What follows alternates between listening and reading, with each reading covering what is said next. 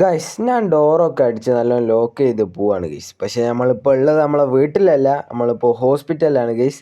അതായത് എൻ്റെ ഉപ്പൻ്റെ ഹോസ്പിറ്റൽ തന്നെയാണ്. അപ്പോൾ ഗൈസ് നമ്മൾ ഏറ്റവും ടോപ്പ് ഫ്ലോറിലാണ് ഗൈസ് ഉള്ളത്. അതുകൊണ്ട് നമുക്ക് എന്തായാലും താഴോട്ട് ഇറങ്ങി വരണമല്ലോ. അങ്ങനെ നമ്മൾ താഴോട്ടേക്ക് ഇങ്ങനെ ഇറങ്ങി വന്നുകൊണ്ടിരിക്കുകയാണ്. അങ്ങനെ നമ്മൾ കാറിൻ്റെ അടുത്ത് എത്തി.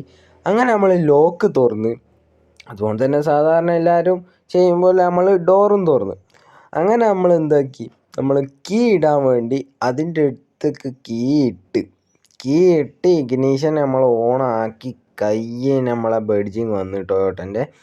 അതിന് ശേഷം അപ്പോഴാണ് ഞാൻ ചിന്തിച്ചത്, ഇതിൻ്റെ പെട്രോൾ ടാങ്ക് ഏത് സൈഡിലാക്കിയോ, അതെങ്ങനെ ഉള്ളിൽ നിന്ന് കണ്ടുപിടിക്കാൻ, കാറിൻ്റെ ഉള്ളിൽ നിന്ന് എങ്ങനെ നമുക്ക് കണ്ടുപിടിക്കാൻ. ചില വണ്ടികൾക്ക് നമുക്ക് അറിയാത്തത് ഉണ്ടാകുമല്ലോ.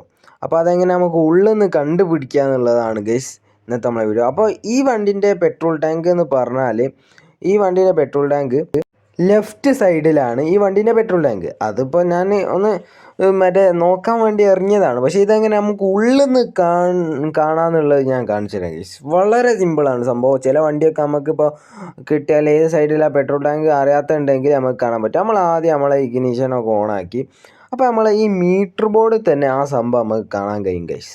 നമ്മുടെ കാറിൻ്റെ മീറ്ററിൽ ഫ്യുവലിൻ്റെ സിമ്പിൾ കാണിക്കുന്നിടത്ത് റൈറ്റോ ലെഫ്റ്റോ ഒരു ചെറിയ ഏരോ മാർക്ക് ഉണ്ടാവും. ഇപ്പോൾ എൻ്റെ അത് ലെഫ്റ്റാണ്. അപ്പോൾ എൻ്റെ പെട്രോൾ ടാങ്ക് എവിടെയാണെന്ന് ചോദിച്ചാൽ അത് ലെഫ്റ്റിലാണ് ഗൈസ്.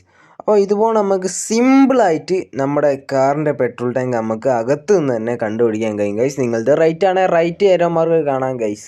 എൻ്റെ ഇപ്പോൾ ലെഫ്റ്റാണ് ഗൈസ്. ഇത് സംഭവം വലിയൊരു സംഭവം എന്നല്ല, ഞാൻ ചെറിയൊരു ഫാക്റ്റാണ് അത് നിങ്ങൾക്ക് പറഞ്ഞു തന്നേ ഉള്ളൂ. അപ്പം നമ്മുടെ വീഡിയോ ഒന്ന് ഇത്രയേ ഉള്ളൂ ഗൈസ്. അതുകൊണ്ട് ഈ ചാനൽ സബ്സ്ക്രൈബ് ചെയ്തില്ലേ സബ്സ്ക്രൈബ് ചെയ്യുക. അപ്പം ഓക്കെ, ബൈ.